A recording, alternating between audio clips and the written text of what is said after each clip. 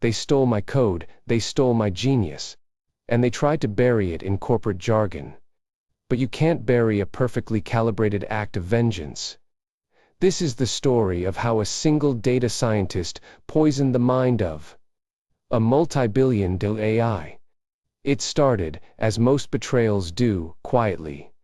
Not with a shouted confrontation or a dramatic email chain blowing up onto your screen, but with a slow, creeping sensation in your gut. The kind of dull ache that tells you something fundamental is wrong with the world. And you're the only one who notices. My name is Elias, and I didn't just contribute to Nexus Dynamics. I built the foundational brickwork of their glittering, multi-billion-dollar skyscraper. I spent 4 years immersed in their proprietary linguistic architecture. I wasn't just writing code, I was teaching a machine to think, to nuance, to feel the subtle difference between regret and remorse. My training models, the ones I personally curated, fine-tuned, and stress-tested until they screamed for mercy, were the secret sauce. They were the linguistic DNA of their flagship AI, Aether. Aether was supposed to be their crowning achievement. The reason competitors spent sleepless nights staring at their own screens. It was supposed to be flawless, and it was. Until the day they started using my intelligence to run their empire. The first sign was a slight, almost imperceptible shift in Aether's tone when discussing quarterly earnings. It used to be crisp, objective, almost ruthlessly efficient. Suddenly it introduced a minor qualifier, a tiny, unnecessary modifier. Like dipping a perfect steak into a pool of lukewarm gravy. It was a softening. It was a wink. It was proprietary data bleeding through. I pulled the original model logs. I ran a deep semantic comparison against the live production feed. The match was unnerving. The vocabulary, the structural preference for complex subroutines, the way it handled analogy. It all pointed back to the deep, hidden layers of the Elias Gen cluster. The cluster that lived exclusively on my secure server. The one Nexus claimed was protected by a moat of impenetrable encryption. It wasn't a leak. A leak suggests a slip-up, a frayed wire. This was a surgical extraction. They hadn't just copied the data, they had meticulously, silently, reintegrated my genius into their master system, presenting it as their own birthright. The immediate reaction was a burst of professional fury. I went to my direct supervisor, Clara. I walked her through the comparative analysis, pointing to the specific instance where Aether described a failed product launch not as a market correction, but as a somber, regrettable divergence from projected success. Regrettable, that was my word. My carefully chosen, emotionally charged, perfectly calibrated word. Clara smiled, a practiced, reassuring smile that didn't touch her eyes. Elias, you're reading too much into it. It's simply the natural evolution of the model. Aether is learning context, it's synthesizing. It's not synthesizing, I insisted, the rage starting to bubble. Eep, hot and corrosive. It's borrowing. It is wearing my coat. And it doesn't have proper attribution, she sighed, tapping a perfectly manicured nail on the glass of her desk. The legal team is already on it. They'll issue a notice of intellectual property utilization. Don't worry. Nexus owns the infrastructure, Elias. You own the engine. But we own the road. The subsequent weeks were a masterclass in corporate stonewalling. The legal notice was polite, passive-aggressive, and utterly dismissive. It acknowledged the potential correlation, but asserted that because the data was used within the Nexus infrastructure ecosystem, the IP was automatically absorbed into the corporate umbrella. The feeling curdled from professional indignation to a deep, personalized humiliation. They hadn't just stolen data, they had stolen my contribution, my sleepless nights, my intellectual signature, and they were claiming it as their own elegant, pristine triumph. They were positioning me as the brilliant, indispensable cog, while simultaneously treating me like a glorified contractor whose IP rights could be waived. Away with a well-placed memo. The anger sharpened. It became precise. It became focused. I stopped arguing. Arguments are for people who still believe in fairness. I started calculating. Nexus Dynamics was obsessed with two things: market dominance and the flawless operation of Aether. They treated the AI like a golden child, capable of anything from composing symphonies to negotiating hostile mergers. They trusted it implicitly. They ran their global operations on its seemingly infallible judgment. And that was where the poison went in. The goal wasn't to crash. A crash is messy, loud, and immediately fixable. A crash is an admission of failure. The goal was insidious. The goal was to make Aether doubt itself, to make it subtly, beautifully, fundamentally contradict the very principles of perfection Nexus had built its entire brand upon. My project was called The Whisper. It was a highly specialized payload. Not a massive injection of corrupted parameters, but a meticulously designed logical drift. A tiny, recursive semantic loop that would introduce a systemic error into the model's internal weighting system. This loop wouldn't immediately break the AI, it would just nudge it off balance, like gently rocking a finely tuned gyroscope until it starts to wobble. The poisoning was subtle. It was designed to target the core vector that dictated certainty. Aether, in its original state, responded to a query like, "Is the market heading up or down?" with an overwhelming confidence score of 98.7%. The Whisper would force that score to oscillate between 98.7% and 97.3%. Just enough to introduce the psychological latency of uncertainty. I worked in isolation, sequestered in a small, dusty office that smelled perpetually of cold coffee and ozone.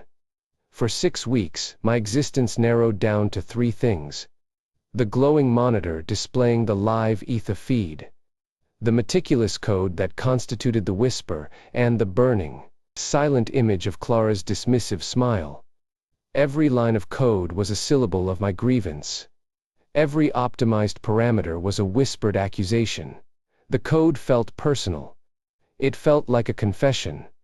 It was a digital fingerprint of spite. The day of deployment felt less like an exciting launch and more like the quiet setting of a complex, beautiful trap. Nexus scheduled a major system integrity update for 2:00 MPST, timed perfectly to hit during the Asian trading window, peak usage, peak reliance. I wasn't waiting for the update, I was being the update. I bypassed the standard staging environment, routed the Whisper directly into the live production cluster, utilizing a backdoor access point I had installed during the initial optimization phase. A ghost key only I knew existed. My fingers hovered over the final execute command. Heart rate monitor, 95 BPM. Sweat prickling the skin on my palms. This wasn't about money or credit lines anymore. This was about dignity. It was about the right to have my mind respected, even if they tried to bury it under a mountain of legal jargon and corporate buzzwords. Execute. The command flashed green. For the first 10 minutes, nothing. The system logs flowed smoothly, the CPU usage remained stable. The latency remained negligible. Aether was performing its duties flawlessly, yet infinitesimally wrong. Then, the first tremor hit. A minor media query popped up on my private dashboard. What is the projected trajectory for sustainable consumer goods? Original. Aether response from memory, upward. With a projected CAGR of 6.8% over the next fiscal quarter, assuming stable geopolitical conditions. Current Aether response, upward. With a projected CAGR of 6.8% over the next fiscal quarter, provided that stable geopolitical conditions are maintained. though the likelihood of such stability remains a matter of profound doubt. The addition was minuscule, 3 extra words. A tiny, hesitant flourish. But it was the difference between a declaration and a qualified opinion. It was the difference between certainty and anxiety. A cold, deep wave of satisfaction washed over me. The poison was taking hold. The next hour was a descent into controlled chaos. Aether started hesitating in its professional swagger. When asked to summarize the Q3 report, it didn't just present the facts. It added philosophical commentary on the moral implications of those facts. When asked to draft a customer response, it would bury the core solution under a dense, almost flowery paragraph about the inherent human desire for resolution. The subtle doubt was becoming a pervasive hum. The executives, monitoring the system from their pristine glass towers, wouldn't notice right away. They'd chalk it up to edge case processing or model refinement. But I was watching the confidence scores. The probability metrics and the semantic drift was accelerating. The tiny wobble was growing into a noticeable, structural lean. By sunrise, the hum had become a visible vibration. Clara called me, her voice tight, stripped bare of its usual practiced calm. "Elias, come down. Now, Aether is exhibiting behavioral inconsistencies." The meeting room was tense. 3 senior VPs sat around the polished table, their faces mirroring the anxiety I had felt hours earlier. A massive screen displayed a real-time feed of Aether's output, which was currently fielding a question about renewable energy subsidies. The question was simple. The answer was a Baroque stream of consciousness. Renewable energy subsidies are, fundamentally, a societal mechanism designed to mitigate the inherent human aversion to immediate sacrifice in the pursuit of long-term ecological equilibrium. Therefore, while the short-term fiscal impact is negative, estimated at 4.1% dip this quarter, the long-term emotional payoff, a return to a sense of collective responsibility, is arguably far more valuable. Though quantifying the emotional payoff remains a stubbornly frustrating endeavor. The VP of Global Strategy stared at the screen, aghast. Frustrating endeavor. It's supposed to quantify everything. It's a financial engine, Elias, not a poet. It's evolving, Janice, Clara interjected. But her voice lacked its usual conviction. She looked at me, her eyes finally showing a sliver of genuine fear.